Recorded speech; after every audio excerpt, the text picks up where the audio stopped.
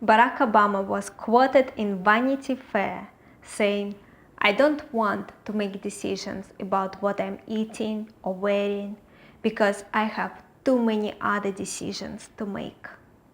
You need to focus your decision-making energy. You need to routinize yourself. You can't be going through the day distracted by trivia.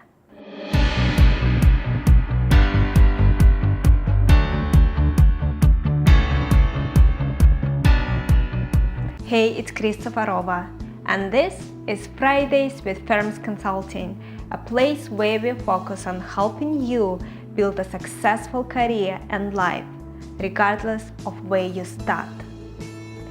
Have you noticed as the day progresses, you become mentally tired and it is harder to make good decisions? By the end of the day, you are running on empty, often making poor choices and feeling cranky. This happens because of decision fatigue. Every day, we have to make a seemingly endless stream of decisions. Small decisions, big decisions, they all add up, leaving us cognitively impaired and drained. This is why in the evening we tend to skip gym way too often, spend hours at a time watching the latest series on Netflix, and succumb to the temptation of finding the bottom of yet another bag of potato chips. Poorly managed decision fatigue results in low productivity and unhappiness, and we need to keep ourselves productive and in good spirits to reach our goals and dreams. So in this episode, let's discuss 6 tips to help you manage decision fatigue. Tip number 1, do the most important things first. Try to complete the most important tasks when your mental energy is at its highest level. If you sleep at night, like most people, you have the highest level of mental energy early in the day, so use that time to do the most important things. The same goes for important decisions. Whenever possible, make vital decisions in the morning.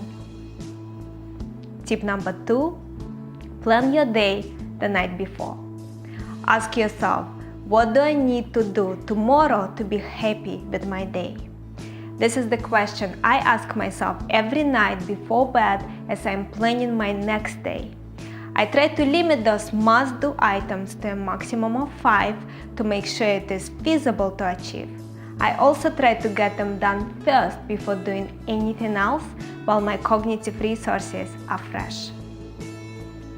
Finally, I plan out less important activities for later in the day so I can just follow my schedule without having to use up my mental energy making constant decisions. Tip number 3, reduce and automate decisions. Some choices you think about regularly. So decide once, make a commitment and stick to it. Those choices become your rules, or you can call them programmed decisions. This will save you time and will conserve your limited cognitive resources so you can use it for more important tasks. For example, I have outfits lined up in the closet and I just go through them one by one in order with some adjustments based on my schedule. When I get to the end of the line, I return to the first outfit. This saves me a lot of energy in the morning, which I had previously used trying to figure out what the heck I was going to wear that day.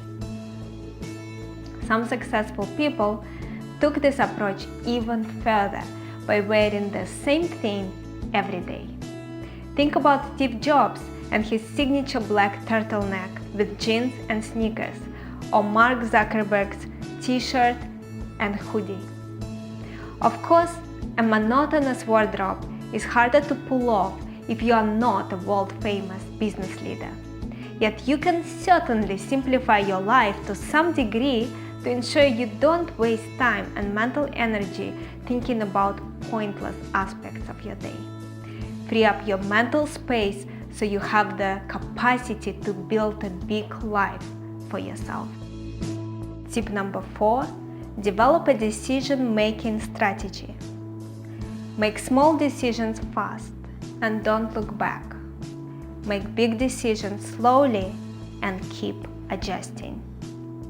If a decision is not particularly important, such as picking a restaurant for an anniversary dinner or selecting a shirt to buy, once you decide where to go or what to buy, take action and let it go.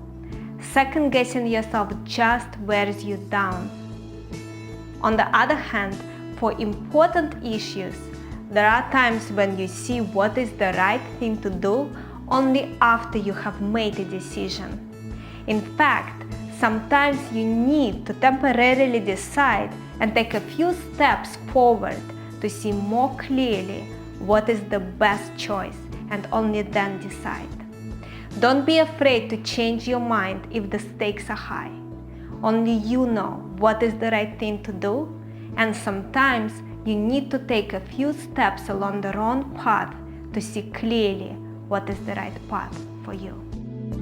For example, I wanted to buy a house in Oakville, a lovely town in Canada about 40 minutes by train from Toronto. Many of my banking colleagues lived there and they absolutely loved the lifestyle. I went through the entire process of engaging the real estate agent, selecting a house, making an offer, negotiating a great deal on the house, and doing an inspection. And then it hit me. I was making a huge mistake. I could not lose 2 hours on the commute every day. I did not have time to take care of the house, and I don't want to live an isolated life in suburbs. I love the convenience of living in downtown Toronto. Yet I could only see this clearly once I made few steps in the wrong direction, but fortunately it was not too late to course correct. So I turned around that giant ship just before it was too late and got out of the deal. Of course, I tried to make things right. I gave my inspection results to the seller so they could use it to entice other buyers with a free inspection. And I wrote up a flattering recommendation for the real estate agent so he could use it to entice other clients. Yet the key is I reversed a key life decision when I realized I made a mistake. And if you are in a situation like that, so should you. The same thing happened with my transition to banking. I went into banking after MBA intending to build my career there, but quickly realized that banking was not the right path for me. So I switched back to management consulting very quickly. I know a lot of bankers who did not like their job but stuck with it for decades. Yet your career and your life's work is not a light matter. It is a crucially important decision where pivots should be taken as many times as necessary until you feel you have hit the jackpot. Tip number 5. Feed and rest your brain. As you know, nurturing your brain will boost your cognitive performance. So make sure you have nutritious food throughout the day, stay hydrated, sleep 7 to 8 hours a day, and take regular and refreshing breaks away from your desk every 60 to 90 minutes. Tip number 6. Design a morning ritual. Set up a morning ritual for the first hour of your day so it is decision-free. Work out what you need to do during the first hour of your day to set yourself up for a successful day and execute it. For example, my morning ritual is drinking a glass of water, doing 40 minutes of cardio, shower, and grooming. I don't even need to think about it.